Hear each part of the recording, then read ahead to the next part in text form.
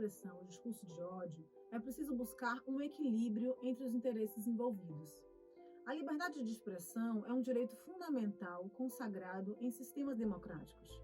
No entanto, não deve ser considerada como um direito absoluto, mas sim como uma prerrogativa que deve observar outros valores igualmente protegidos pelo sistema jurídico. O discurso de ódio, por sua vez, consiste em atos de comunicação que inferiorizam, intimidam, ofendem e incitam a violência ou aversão a determinados grupos com base em elementos como raça, cor, etnia, origem, orientação sexual, gênero e religião.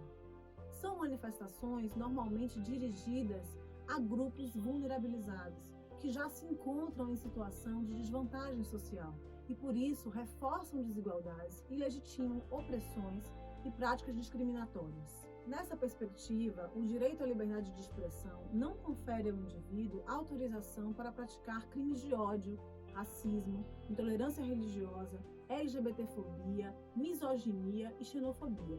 Em outras palavras, de forma sintética, o discurso de ódio é o exercício abusivo do direito à liberdade de expressão, devendo, por isso, o indivíduo ser responsabilizado, de acordo com a lei, por agir dessa maneira. É importante pontuar que não se trata de defender a censura, mas de entender que o exercício dos direitos fundamentais não afasta a existência de deveres correlatos e, portanto, de responsabilidade do indivíduo pelos seus próprios atos. Ou seja, o indivíduo ele é livre para manifestar o seu pensamento, mas não está, por isso, autorizado a violar direitos de outras pessoas. No atual estágio da história das sociedades, a própria democracia, a depender de como for concebida, é capaz de produzir ameaças internas que, por invocarem o princípio democrático, se revestem de certa legitimidade. Os elementos que constituem o regime democrático devem se ajustar mutuamente. A emancipação de qualquer desses elementos, até mesmo a liberdade, representa um risco à própria ideia de democracia. Owen-Fis aborda a questão do efeito silenciador como um elemento inerente à liberdade de expressão nas sociedades liberais. Esse fenômeno ele é fruto do acesso privilegiado de determinados grupos hegemônicos aos meios de comunicação de massa, o que potencializa o discurso de ódio e a exclusão de minorias. Minorias aqui entendidas não no sentido quantitativo, mas em termos de acesso e de representação em espaços de poder e decisão. Esse gozo privilegiado do direito à liberdade de expressão acaba por abafar a voz das minorias, que ficam condenadas ao silêncio no debate público. Mas esse não é o único efeito do discurso de ódio.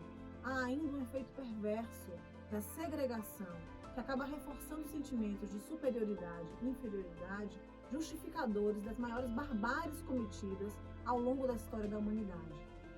O debate sobre liberdade de expressão e discurso de ódio traz à tona ainda uma outra reflexão sobre a concepção de tolerância. A intolerância é a recusa da diferença percebida no outro. Mas seria a mera tolerância, sua antítese, suficiente numa sociedade que se pretende democrática? O que é, afinal, tolerância?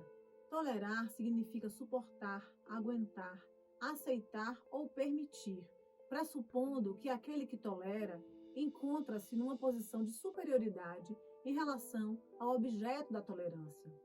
Trata-se, portanto, de uma relação de poder entre tolerante e tolerado. Nesse contexto, se cabe ao tolerante decidir quando e quem tolerar, também se concentra em suas mãos o poder de decidir quando vai deixar de tolerar e passar a perseguir, expulsar ou aniquilar o tolerado. Desse modo, para que se promova a igual dignidade dos grupos vulnerabilizados, o contraponto da intolerância não deve ser a mera tolerância, mas uma conjunção de valores que passa pela compreensão, pelo respeito e pela alteridade entre grupos e indivíduos que devem ser considerados igualmente dignos em suas diferenças e no gozo dos seus direitos fundamentais.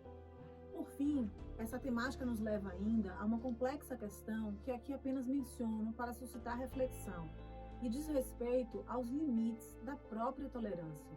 É a seguinte: até que ponto os intolerantes devem ser tolerados numa democracia, na medida em que eles põem em risco o próprio regime democrático?